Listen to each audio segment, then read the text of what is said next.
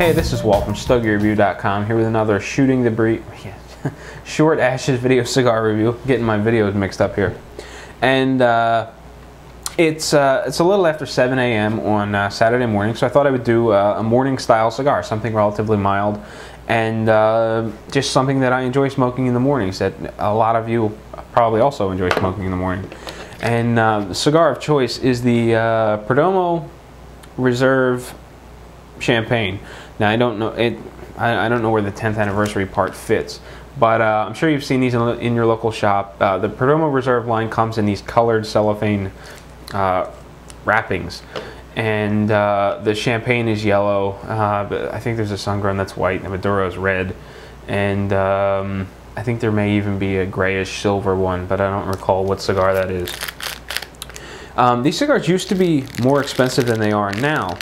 Back when I did the original review, which looks like back in 2007, this same cigar would have ran me six something, maybe $625, $650, something like that. And even after S-chip, Perdomo has reduced the prices on a lot of these lines, and these go for $5.50, $5.25, something like that. And so I buy them a lot more often. You'll also see these at Cigars International for ridiculously low prices. I think you can get a 5-pack shipped for, you know, a little over $15. And I like to pick them up from my local tobacconist and smoke them as a morning cigar.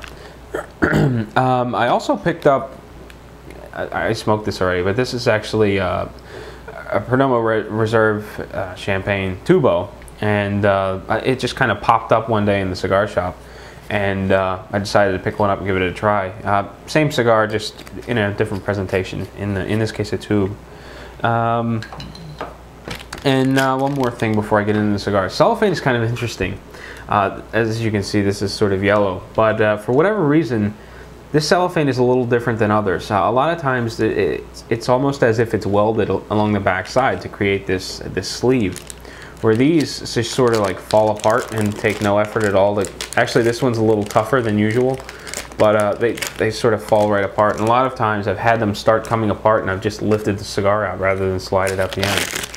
So if you are the type of person that reuses cellophane for shipping cigars and things like that, you may want to avoid this stuff because it just kind of falls apart. It's, you know, it kind of looks pretty, but that's about it.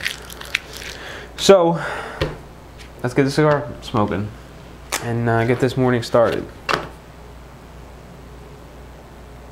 Now, like I said, I'm glancing back at the notes I did for the first review, and the wrapper is Connecticut shade. I'm not sure whether it's Ecuadorian grown or U.S. grown, judging by the shade of the wrapper, being that it's a little darker than a lot of other Connecticut's. I'm thinking this is Ecuadorian grown Connecticut shade. It's got Nicaraguan fillers and no mention of the binder. And a lot of these sport, this one didn't, but a lot of the Perdomo Reserve line used to have a little Rob Report sticker for best of 2005. And along with that price reduction in the Perdomo Reserve lines, they also changed the packaging, at least the band. It's still pretty, actually I think it's even bigger now than it used to be. But it's considerably different. If you hop over to the original review, you can see the original band, and it just used to say La Tradición Cabinet Series, and then there's a P. I'm guessing the P is for Perdomo. So that should fill you in a little bit as to what I'm smoking, and I'm pairing this with coffee, of course, since it's in the morning. So sit tight, I'll be back, and we'll take a look at the first segment of this Perdomo Reserve Champagne.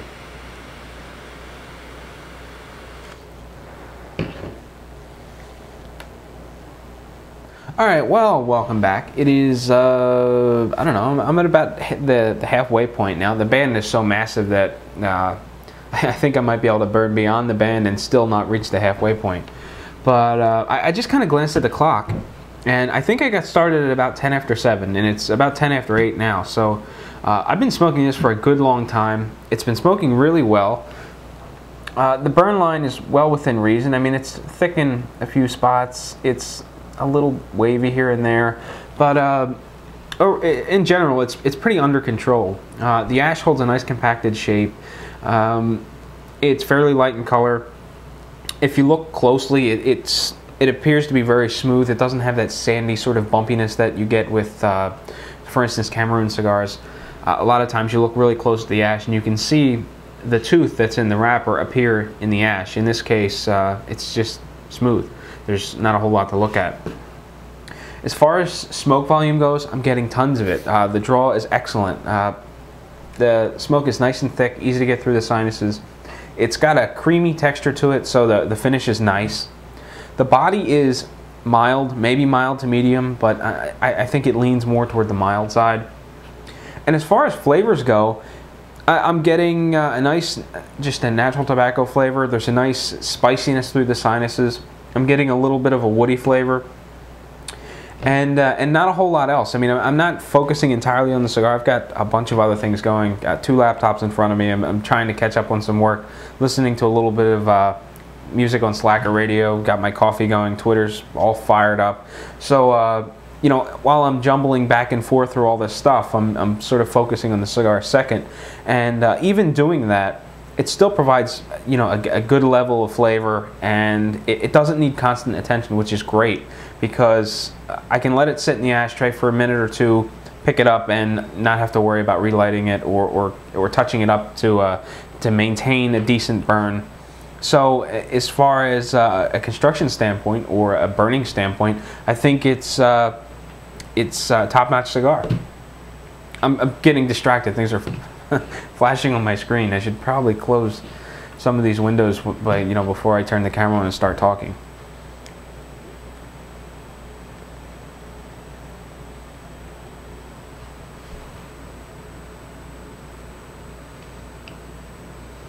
Yeah, across the palate I'm getting a nice sweet spice, a little pepper through the nose.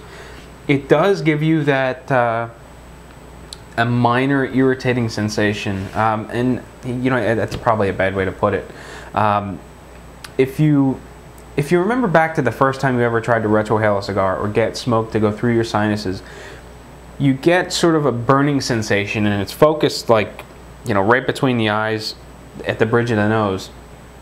And it's usually like a pressing feeling, kind of like a burning sensation. But if you can remember back to the first time you've had that happen and remember the uncomfortableness, well, tone that down by like 10, and you've got what I'm getting out of the cigar. I retrohale on a regular basis. I actually do it far more often than it's recommended, and probably 8 out of 10, every 10 puffs I take on the cigar, I retrohale the last bit of smoke. And I'm still getting that minor sort of burning sensation. I don't mind it, but it's definitely there, and it may overwhelm you if you've never, you know, done that before. A lot of people say don't retrohale really full-bodied cigars. Well, I guess it depends on the makeup of the cigar. Some full-bodied cigars you can get away with. Some milder cigars you really can't get away with it. It's got a heavy, like a heavy sensation through the sinuses.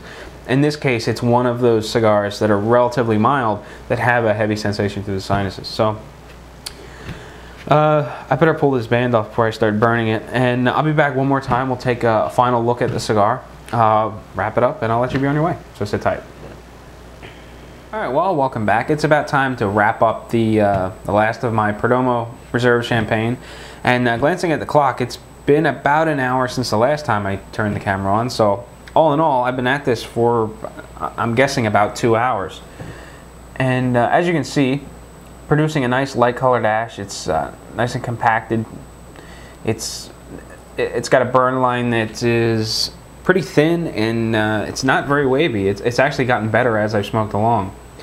The smoke volume is still fantastic. Loads and loads of smoke with each puff. There's just enough resistance to give me plenty of smoke without me feeling like I need to work for it. The flavor profile hasn't changed much. It's turned to more of like more of an earthy base. Although flavors of nuts and wood, I would still consider earthy tones. This one just seems to have gotten a little richer and darker, if that sort of makes any sense. Finish-wise, it's still more or less the same. There's a mild creaminess to it, almost sort of a buttery kind of a texture across the palate. When you retrohale the smoke, get it through your sinuses, I'm still getting that that sort of mild, tingly, burny sensation, but it's not overwhelming, and I don't mind it at all. Actually, in a lot of cigars, I kind of like that sort of tingling that I get. It's got a nice spicy or peppery element to it. Body is still mild to medium. Still leans more on the mild side of mild to medium. And all in all, I think this is a very good morning cigar to go with coffee. Now, I know that most cigars wrapped with a Connecticut shade leaf tend to lend themselves well to coffee or to pairing with coffee. So I'm really not surprised to find that I really like this with coffee. There's a lot of Connecticut shade cigars that I find go really well with coffee. But this one's got a little more body than some, a little more in terms of flavor level than some, and it suits my tastes better than some of the others that I've smoked. For instance, it's been a long time since I smoked the Rocky Patel Connecticut, but I certainly think that this is a cigar more geared towards my flavor type or my flavor preference than that Rocky Patel Connecticut, although I do like that cigar. Although, not to get off on a tangent, that one seems hit or miss. Some of them are great, some of them just kind of suck. But this one, I haven't had any problems with these construction-wise, burn-wise, or flavor-wise. They've been a really solid cigar that seemed to perform every time I pick them up. Now, locally they run, like I said before, like $5 1/4, $5.50, something like that, which is about $1 less than what they were a year ago, which is great. I kind of in the back of my mind, I wonder, well, if they drop the price $1 and they haven't changed much in regards to what the cigar is, if they changed anything at all, were they getting over on me for that year or for all those years or however long I was buying them at $1 additional per stick? Or is the $5.50 more in line with what they're worth? I think they're definitely a good value at the $5.50. When you jump up into the $6 to $7 region, I wasn't smoking them nearly as often as I am now. I tend to pick these up, one or two every couple of weeks when I go into my local shop. You can find these online as well, as I mentioned earlier, from like Cigars International. I think Famous carries them as well in 5-packs, and especially from Cigars International, you can get them for cheap. I mean, to get a 5-pack for under $20 shipped, I think you're getting a good value, and the cigar is certainly worth it. Obviously you're saving a couple of bucks by going the online route, but you're even buying them locally. I don't think that you're overpaying for them at the at that $5.50 mark.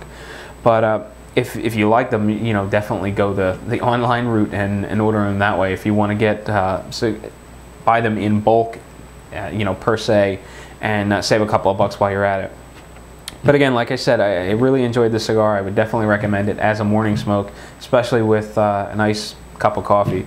So with all that said, I'm going to smoke my cigar. Probably not for another hour, but I probably get a good 20 minutes out of this yet, and that'll be that. So until next time, happy smoking, and I'll catch you later.